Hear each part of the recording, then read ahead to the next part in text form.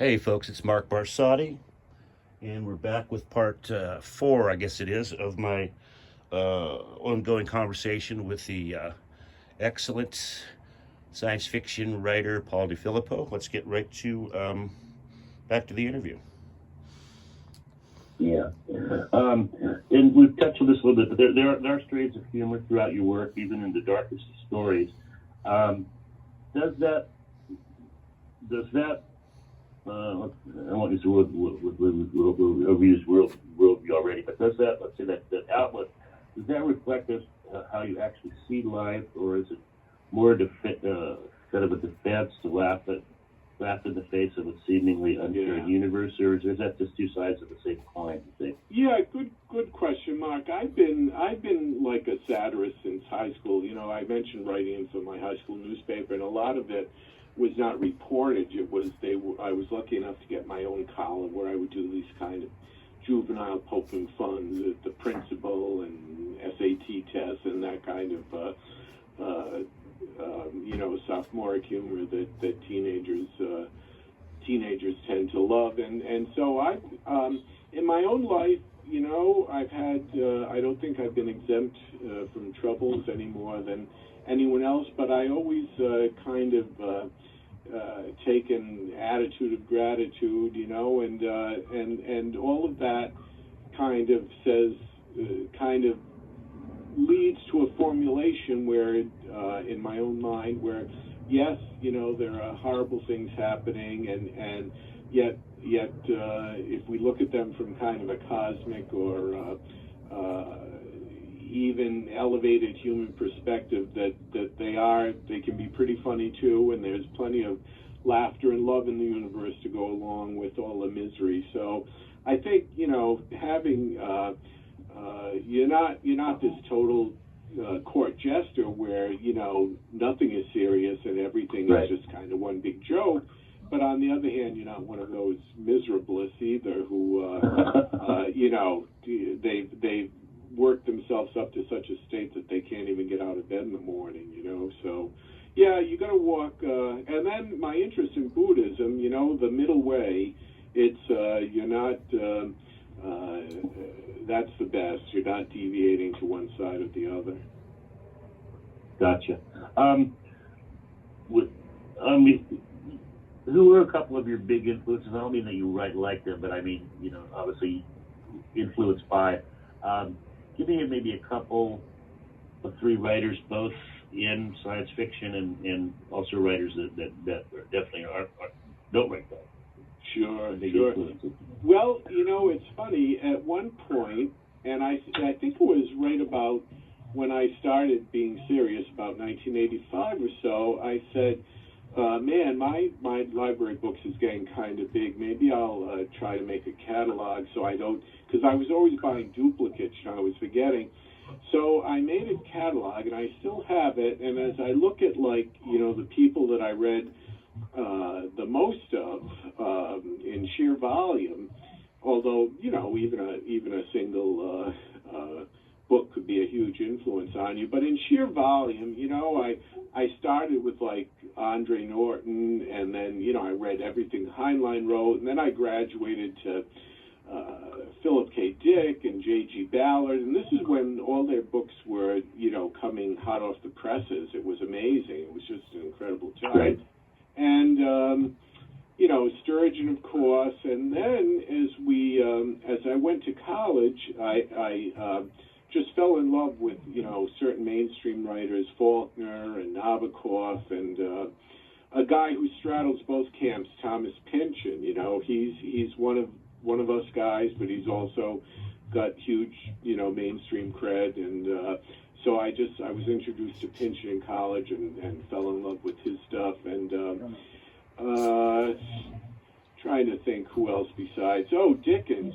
Dickens, I think, has a lot of the same worldview as I do. You look at, you know, the typical Dickens novel, and here's these very farcical, silly things going on, along with much tragedy. So he was a huge influence. I think if I could model myself after one guy, like Dickens might be it.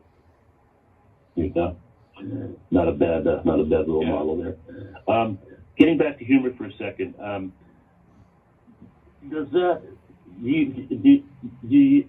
let's get back to a little of the writing process too. Is that something that you consciously inject or does it just more emerge more naturally while you're writing?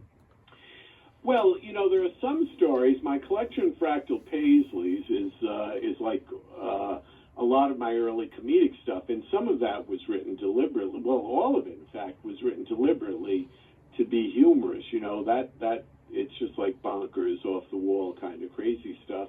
But in a volume or a story where you're kind of trying to blend it, I don't know. I think it's more of an instinctive approach. Like, okay, I've the last several hundred words have been pretty much a downer. Is there any legitimate way that, like Shakespeare doing some funny stuff in the middle of Hamlet, is there any legitimate way that I could interject something just to lighten the mood a little bit? So obviously there are some stories you say this is going to be just like an off-the-wall comedy from start to finish, but in longer projects and even in short stories, I think it becomes kind of a calculus, like where would I interject the funny stuff? Yeah. As a follow-up to that, but flip the equation over, have you ever written anything that, because of the tone you were hoping to achieve throughout, would be in a short story or probably more short stories, I would guess, but where you go, oops, there's a little bit, getting a little bit getting too many yucks here. I need to go back and tone that down a bit. Yeah, that's a good point. You know what? I'm going to reveal a big secret, and that is... Heard it here first, folks. Yeah, you heard it here first. I am not the kind of writer who does massive revisions. Like, at the end of the day, I've got a really solid chunk of prose, whether it's 500 words or 1,000 or 1,500, and I am pretty happy with it, and I can see where I'm going the next day. But then the next day, when I start again, that's my revising. Like, I look at yesterday's work and I say, okay, some improvements needed here, but I don't drastically change it. And the only way I can justify this is that Theodore Sturgeon, once again, one of my gods, Theodore Sturgeon famously did the same way. Like, it's not total first draft. There are revisions, but I hate like you've got a story. My friend Scott Edelman, he has a story, and then he'll go, it's all complete, the whole arc is there, and then he'll go back and futz with the beginning, and it's like, I can't do that. I want the story when it's finally completed to be more or less intact. Maybe I go back and add a sentence or two in the beginning. So in terms of putting too much laughter in and then having to go yank it out, I've never actually done that. It's been I kind of sense the balance is off, while I'm still working on it. So this doesn't mean that every sentence might get belabored, but it's all in the course of a day's work. You know what I mean? I don't sign off for the day until I've got something really solid. Whereas I know a lot of other people, and it works fine for them. They're kind of happy if they've got 50% of their vision down at the end of the day, and then they'll tinker with it some more. But I really, and you know who else was like that? The cartoonist Walt Kelly, who did the famous comic strip Pogo. Right?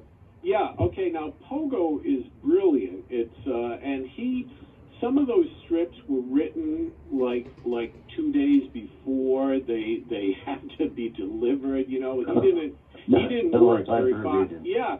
And Walt Kelly said, I would rather get 80%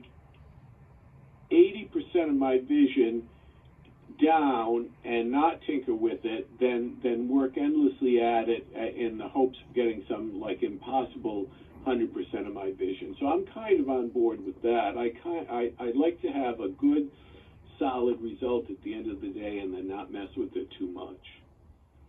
There you go. Let's talk a little bit more about the craft of writing. Let's start with short stories.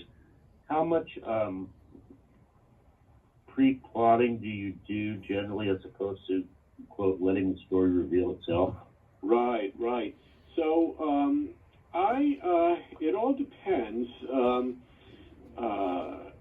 not a heavy advanced guy with notes and things. Like, I mean, Poul Anderson writing hard science fiction, he would do up these massive volumes, like here's the character, and here's the, like a treatise on what the world looks like, right, like physics and chemistry and geology and stuff. And even Rudy Rucker, one of my idols and peers, he does a tremendous amount of work ahead of time. And in fact, he's actually published, this is very informative for anyone who is looking for writerly tips. He's actually published his notes for a couple of his books, and the notes volume is fully as big as the finished novel. And like, I could just never do that. It's just too much work. I'd rather that expression, I'm a pantser, P-A-N-T-S-E-R, flying by the seat of my pants. I'm kind of midway between the obsessive, plotted out in advance guys and the pantsers who kind of dive in without knowing anything. I'm kind of midway between them, I think. And it all depends on the complexity of the story of the novel too. Some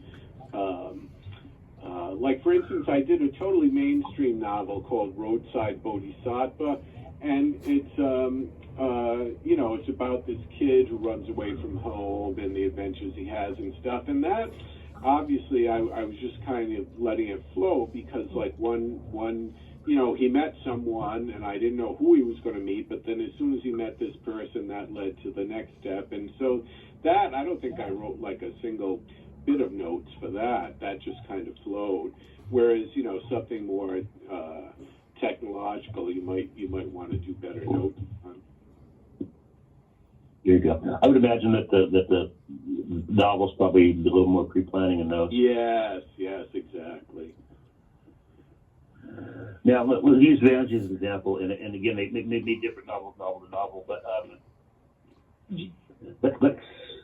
let's take just one aspect of it. Let's take endings. Do you generally know the ending of a novel, or and obviously be surprised as you go along, but do you have the general overall picture in mind? Yes, a general aim, a general goal. Like, for instance, my current project, I won't tell you too much about it, but there's two timelines, not timelines in the sense of adjacent universes, but like half the book set in the present and half the book set in our historical past. And obviously these two timelines are going to converge, and I have a sense that the destiny of the historical characters is going to intertwine, with the destiny of the contemporary characters at the end. And it's still a little numinous, still a little unfocused, but you see what I'm aiming at here is I've got a sense that this payoff will happen, even if I don't quite totally envision it. So yeah, endings can be tricky, and not just the plot thing, but hitting, like, hopefully that perfect, exact, correct last sentence or last paragraph that really nails it. That's I used to have a lot of trouble with that, but or not a lot of trouble, but every once in a while I'd make a false step. And Deborah, my partner, God bless her, she has literally read every single thing I've written.